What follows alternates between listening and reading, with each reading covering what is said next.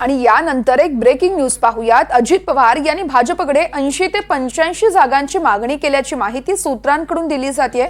सन्मानजनक जागा मिळाल्या नाहीत तर अजित पवार हे महायुतीतून बाहेर पडणार असल्याचं देखील सूत्रांच्या हवाल्याने कळतंय।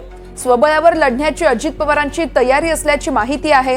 अजित पवार यांना लोकसभेप्रमाणे कमी जागा दिल्या तर महायुतीतून बाहेर पडणार असा अजित पवार यांचा इथे भूमिका असल्याचं बघायला मिळते। त्यामुळे अजित पवार यांना सन्मानजनक जागा दिल्या जातायत का ते पाहावं लागणार आहे।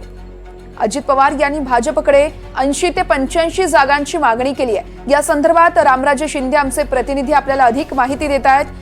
रामराज, अतिशय महत्त्वाची बातमी म्हणावी लागेल, कारण आता अजित पवार महायुतीतून बाहेर पडणार का अशा चर्चांना उधाण आलंय। नेमकं काय घडतंय?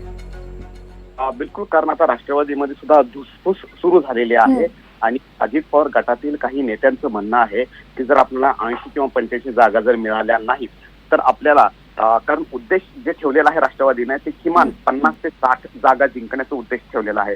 जर तेवढ्या जागा जर जिंकायच्या असतील तर जास्त जागावर लढावं लागणार आहे आणि त्यामुळे 80 ते 85 जागांची मागणी केलेली आहे। तर सन्मानजनक तोडगा निघाला नाही तर मात्र महायुतीतून बाहेर पडण्याची सुद्धा तयारी अजित पवार यांनी ठेवलेली आहे आणि त्या संदर्भामध्ये स्वबळावर लढण्याची सुद्धा तयारी ठेवलेली आहे। मतदारसंघाची चाचपणी सुद्धा करण्यात आल्याची माहिती मिळते। आता पाहावं लागणार आहे भाजप सोबतच्या बैठकीमध्ये सन्मानजनक जागा दिल्या जात आहेत का। एकीकडून एकनाथ शिंदे हे जास्त 3 आकडी जागा मागतायत, दुसरीकडून भाजप जे आहे ते 3 आकडी जागावर लढणार आहे।